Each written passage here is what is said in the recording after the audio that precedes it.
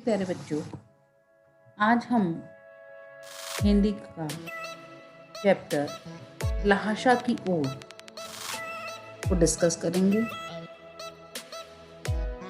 इसमें इसके लेखक कौन हैं, उनका क्या अपना जीवन क्या व्यक्तित्व रहा और इस अध्याय में उन्होंने हमें क्या क्या पढ़ा।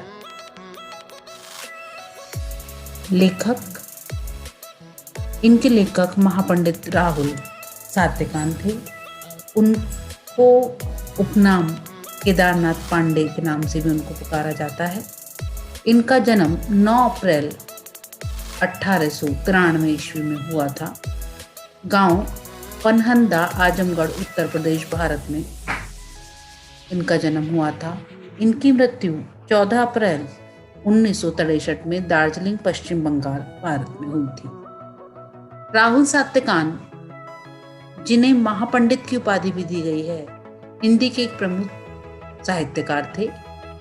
वे एक प्रतिष्ठित बहुभाषाविद भी थे और 20वीं सदी के पूर्वार्ध में उन्होंने यात्रा वृत्तांत, यात्रा साहित्य और विश्व दर्शन के क्षेत्र में साहित्य योगदान किए। उनका जितना भी साहित्य है वो ज्यादातर यात्राओं पर ही है। वह हिंदी यात्रा साहित्य के पिता में कहे गए क्योंकि उन्होंने बहुत ही अच्छा साहित्य हिंदी में यात्राओं पर लिखा। बौद्ध धर्म पर उनका शोध हिंदी साहित्य में युगांतकारी माना जाता है। उन्होंने बौद्ध धर्म का शोध किया। बौद्ध धर्म के बारे में बहुत सारी जानकारी उन्होंने निकाली, जिसके लिए उन्होंने तिब्बत से लेकर श्रीलंका तक का भ्रमण किया था।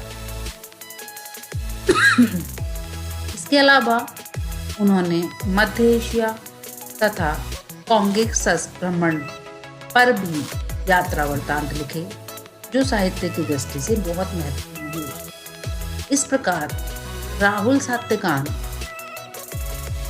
यात्रा के महापंडित रहे और उन्होंने हमें यात्रा के साहित्य में बहुत बड़ा योगदान दिया। ये जो हमारा चैप्टर है उसका क्या सार है? लहासा की ओर पाठ एक यात्रा वृत्तांत है, ये यात्रा पर आधारित है। इस पाठ में राहुल जी प्रथम तिब्बत यात्रा का वर्णन किया है। इसे राहुल जी ने बहुत ही रोचक शैली में लिखा। लेखक ने उस समय के तिब्बत के जनजीवन, संस्कृति और वहां के लोगों का बहुत सुंदर वर्णन किया है। लेखक द्वारा यह यात्रा नेपाल के रास्ते से की गई। उस समय भारतीयों को तिब्बत जाने की यात्रा आज्ञा नहीं थी। लेखक ने तिब्बत की यात्रा करने का मन बनाया और भिखारी वेश में उन्होंने अपनी यात्रा को पूरा किया। यह यात्रा उन्होंने 1929 से 1930 में की। यह यात्रा तिब्बत को नजदीक से जानने का अवसर देती है। अपने लेखक के साथ न्याय करते हुए उन्होंने इस वृत्तांत में हर छोटे बड़े सभी तथ्यों का समावेश किया, यानी कि उनकी यात्रा में जो भी छोटे बड़े चीज़ों की जानकारी, सभी चीज़ों की जानकारी उन्होंने अपने इस लेखन में दी।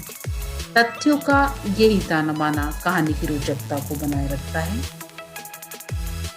ये काठमांडू से लेकर नाहशक्का तक का नक्शा यहाँ पर प्रदर्शित किया गया है आप लोगों के लिए।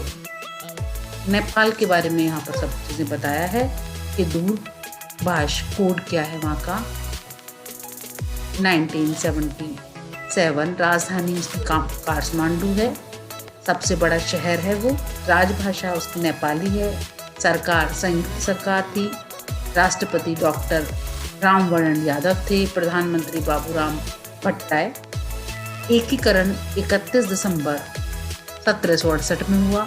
उसको गणराज्य 28 दिसंबर 2007 में मिला। क्षेत्रफल 147.181 किलोमीटर स्क्वायर है। कुल 56,827 मील स्क्वायर है।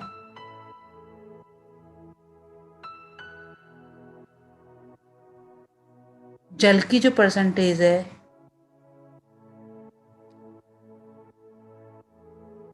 वो 2.8 है। जुलाई 2007 में जनसंख्या अनुमान में उसका 40वां स्थान है। 2002 की गणना के अनुसार इस तरीके से है। जनघनत्व ये है सरकारी घरेलू उत्पाद, कुल प्रति व्यक्ति आय, मानव विकास सूचांक, मुद्रा समय मंडल और ग्रीष्म जीएसटी का यहाँ पर वर्णन किया गया है, तो आप लोग देख सकते हैं। तिब्बत एशिया में एक क्षेत्र है जिसकी भूमि मुख्यतः उच्च पठारी है, यानी कि ज्यादातर पठार है यहाँ पर। इसके प्राय संपूर्ण भाग पर चीनी जनवादी गणराज्यों का शासन है, जबकि तिब्बत सर्दियों में एक पृथक देश के रूप में रहा। यहाँ के लोगों का धर्म बौद्ध धर्म है तथा इनकी भाषा तिब्बती है। चीन द्वारा तिब्बत पर चढ़ाई के समय वहां के दलाई लामा ने भारत में आकर शरण लिया और अब तक भारत में सुरक्षित हैं।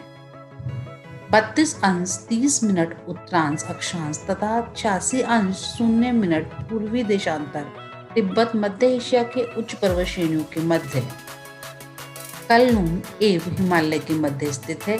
इसकी ऊंचाई 16,000 फुट है। यहाँ का क्षेत्रफल 47,000 वर्ग मील तथा अनुमानित जनसंख्या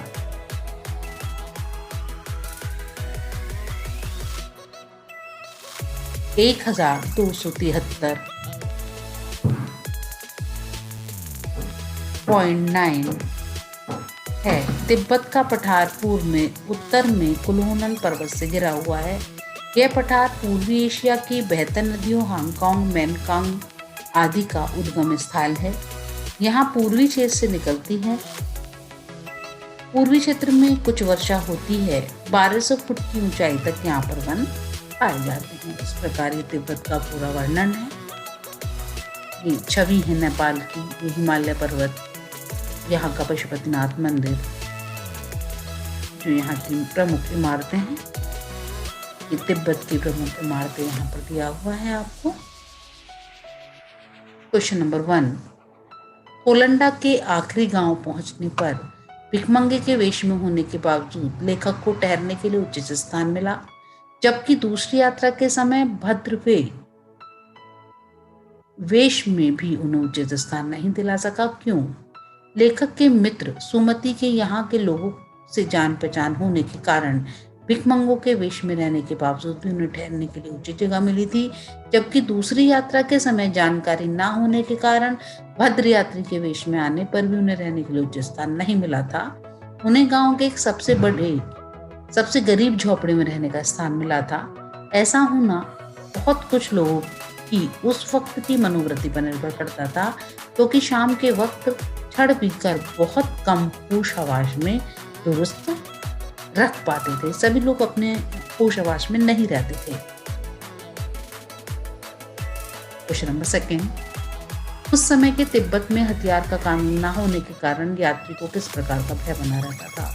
उस समय तिब्बत हथियार कानून न रहने के कारण यात्रियों को डाकुओं से मारे जाने का खतरा बना रहता था। क्वेश्चन नंबर 3, लेखक रणकौर के मार्ग में अपने साथियों से किस कारण पिछड़ गया? रणकौर के मार्ग में लेखक का घोड़ा थककर धीमा चलने लगा था, इसलिए वो अपने साथियों से पिछड़कर रास्ता भटक गया था।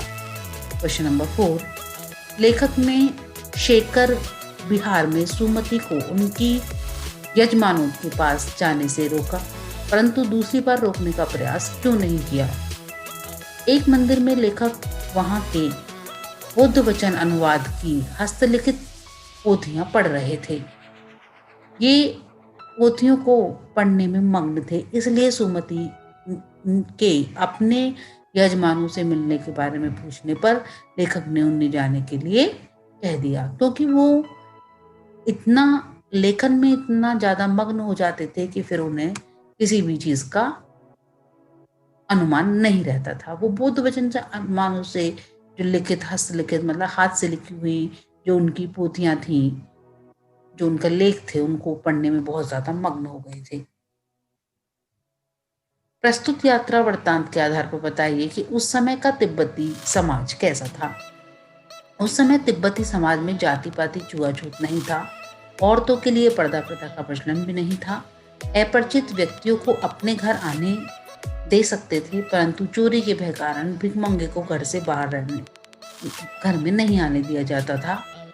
वहाँ आश्रय सत्कार अच्छी तरह से किया, अतिथि सत्कार बहुत अच्छी तरीके से किया जाता था। क्वेश्चन नंबर 5, अपनी यात्रा के दौरान लेखक को किन कठिनाइयों का सामना करना पड़ा? यात्रा के दौरान लेखक को निम्नलिखित कठिनाइयों का सामना करना पड़ा। उस समय भारतीयों को तिब्बत आने की अनुमति नहीं थी, इसलिए उन्हें भिखमंगे के रूप में यात्रा करनी पड़ी। चोरी के डर से भिखमंगों को वहाँ के लोग घर में नहीं घुसने देते थे। इस कारण लेखक को ठहरने के स्थान को लेकर बहुत कठिनाई का सामना करना पड़ा। डाडा सोडला जैसे खतरनाक जगह को पार करना पड़ा। डंडखोर का रास्ता तय करने पर रास्ता भटक जाने के कारण वे अपने साथियों से पिछड़ गए थे। क्वेश्चन नंबर 7, मैं अब पुस्तकों के भीतर था, नीचे गए विकल्पों में से कौन सा विकल्प इस वाक्य का अर्थ बताता है? लेखक पुस्तकों को पढ़ने में रम गया, लेखक पुस्तकों की सेल्फ के भीतर चला गया, लेखक के चारों ओर पुस्तकें ही थीं, पुस्तक में लेखन का परिचय चित्र छपा हुआ था। मैं अपनी पुस्तकों के भीतर था, इसका मतलब कि वो पुस्तकों को पढ़ने में इतने ज्यादा रम गए थे कि उन्हें बाहरी कुछ भी चीज दिखाई नहीं दे रही थी। सुमति के यजमान और अन्य परिचित लोग लगभग हर गांव में मिले। इस आधार पर आप सुमति के व्यक्तित्व को किन किन विशेषताओं का चित्रण करते हैं? सुमति की चारित्रिक विशेषताएं। सुमति व्यवहार कुशल व्यक्ति थे, उनका व्यवहार मित्रतापूर्ण था। वे जहाँ जाते थे अच्छे स्वभाव के कारण अपना मित्र बना लेते थे। अलग अलग जगह पर घूमना उन्हें ज्यादा पसंद था। वे एक से अधिक बार तिब्बत आ चुके थे और वहाँ के हर लोगों गाँव से भली भांति परिचित थे। जिसका अच्छा व्यवहार होता है उसी से लोग मित्रता करते हैं और सब उसके व्यवहार से उसको अपना मित्र भी बनाते हैं। हालांकि उस वक्त मेरा भेष ऐसा नहीं था कि कुछ भी ख्याल करना चाहिए था। इस कथन के अनुसार हमारे आचार व्यवहार के तरीके वेशभूषा के आधार पर तय होते हैं। आपकी समझ में उचित है या अनुचित है, विचार व्यक्त कीजिए। बहुत हद तक वेशभूषा आपके आचार विचार से संबंधित होती है। वेशभूषा मनुष्य के व्यक्तित्व को भी दर्शाती है। उदाहरण के तौर पर साधु संतों को देखकर सात्विक रूप हमारे सामने उभरता है, उसी प्रकार एक भिखमंगे की वेशभूषा को देखकर आर्थिक उपलब्धता सामने आ जाती है। जैसे हम कपड़े पहनते हैं वैसे ही विचार हमारे मन में उस व्यक्ति को देखकर आ जाते हैं। यात्रा वृत्तांत के आधार पर तिब्बत की भौगोलिक स्थिति का शब्द चित्र प्रस्तुत करें। वहाँ की स्थिति आफवेज राज्य शहर के किस प्रकार भिन्न है? तिब्बत एक पहाड़ी देश है, यहाँ बर्फ पड़ती है। इसकी सीमा हिमालय से शुरू होती है। डांडी के ऊपर समुद्र तल की गहराई लगभग 17 से 18 मीटर फीट है। पूरब से पश्चिम की ओर हिमालय से हजारों श्वेत शिखर दिखते हैं। भीटे की ओर दिखने वाले पहाड़ों पर न तो बर्फ सफेदी थी और न ही किसी प्रकार की हरियाली। उत्तर की तरफ पहाड़ों का ढेर था। क्वेश्चन नंबर 11, आप भी किसी स्थान की यात्रा अवश्य की होगी। यात्रा के दौरान किए गए अनुभवों को प्रस्तुत कर लिखें। हाँ, इस प्रश्न का उत्तर सभी लोग अपने अपने अनुभव के आधार पर दे सकते हैं। यात्रावंत गद्य साहित्य की विधा है। आप इस पाठ्य पुस्तक में कौन कौन सी विधाएं हैं? प्रस्तुत विधाएं उन किन मानयनों में अलग हैं? प्रस्तुत पाठ्य पुस्तक में महादेवी वर्मा द्वारा रचित मेरा बचपन के दिन संस्मरण है। संस्मरण भी गद्य साहित्य की एक विधा है।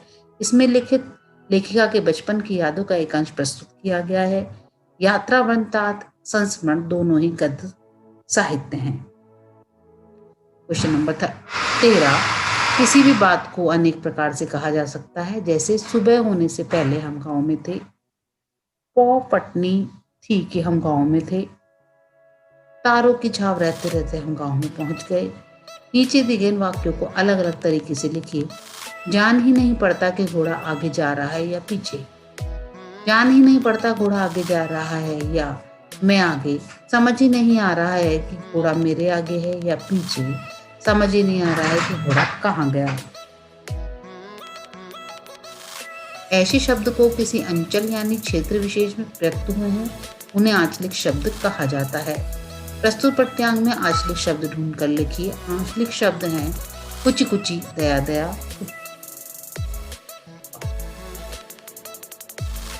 क्वेश्चन नंबर 15, पाठ में कागज, अक्षर और मैदान के आगे क्रमशः मोटे शब्दों का प्रयोग हुआ। इन शब्दों से उनकी विशेषताएं उभर कर आती हैं। पाठ में से कुछ ऐसे से ही शब्द छाटिए जो किसी विशेषता को बताते हैं। खुफिया विभाग, अच्छी तरह, श्वेत शिखर और बर्फ सफेदी।